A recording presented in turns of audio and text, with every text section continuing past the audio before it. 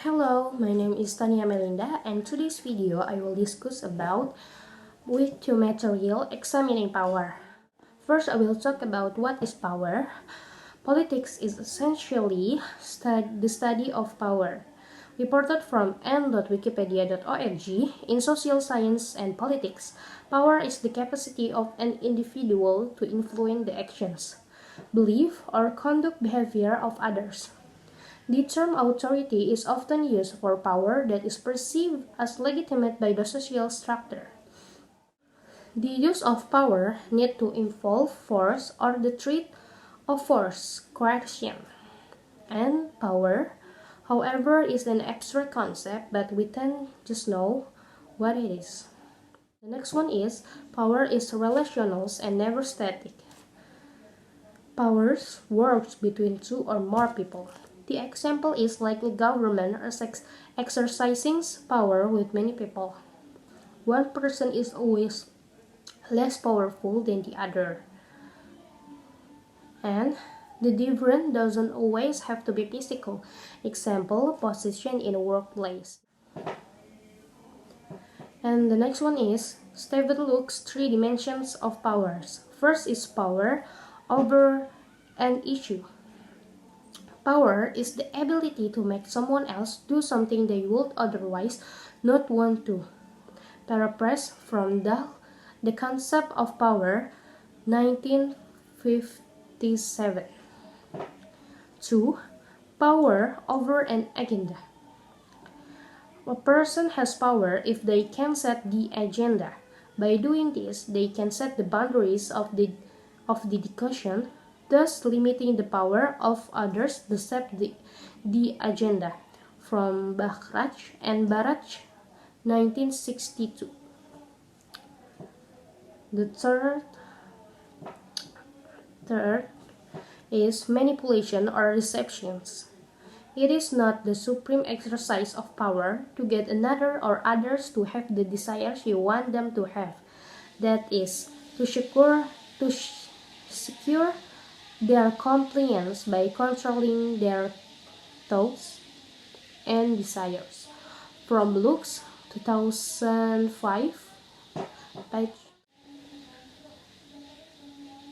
And then sources of power. There is strength, wealth is the money, numbers, state actions, norms, and ideas. The next one is about state power. State power has soft power.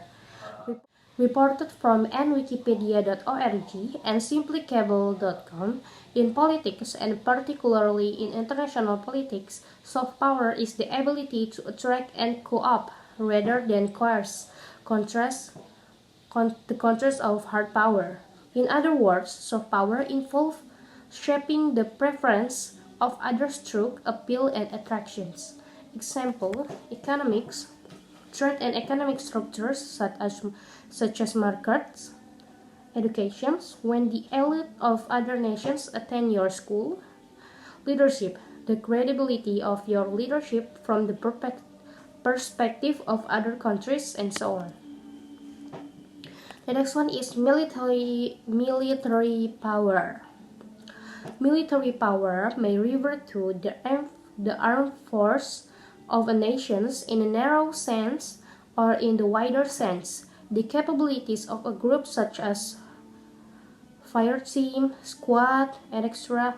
a great power in a military context. Military power, jet engines, the maximum power setting of a military jet, aircraft without the use of afterburner. The next one is, how is power distributed? The answer can be found in the form of government. Different governments have different distributions of power. Some are balanced, some are imbalanced. In the government, there is separation of powers, or also known as trias politica. First is executive. The executive branch is responsible for implementing and administering the public policy and acts and funded by the legislative branch. Two is legislative. The legislative branch of government is responsible for enacting the laws of the state and appropriating the money necessary to operate the government. Third is judiciary. The judicial branch is responsible for interpreting the constitutions and laws and applying their interpretations to controversies brought before it. Where does political come from? Scholars have developed two models to explain the source of political power. First is drip-down model. Political power rests with the leaders who organize society and impose order. Nevertheless, citizens retain the power to overthrow the government by electing new leaders, often observed in authoritarian states such as North Korea, Iran, China, and the former Union Soviet. Two is bottom-up or percolation-up model. Political power rests with the citizens. In turn, citizens grant political power to their leaders through elections. Most of the states using this model is democratic states such as the United States, Japan, and Indonesia.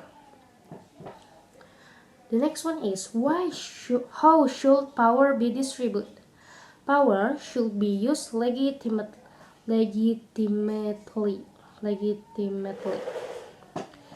It is generally agreed that power should be used in a just and legitimate manner. Legitimacy can come from traditions, habit, history, religion, ethnicity, results, legislations, and international recognitions. The source of legitimacy is also a fundamental feature of any political philosophy. I think that's all for today's discussions. Thank you for watching and see you next time. Bye!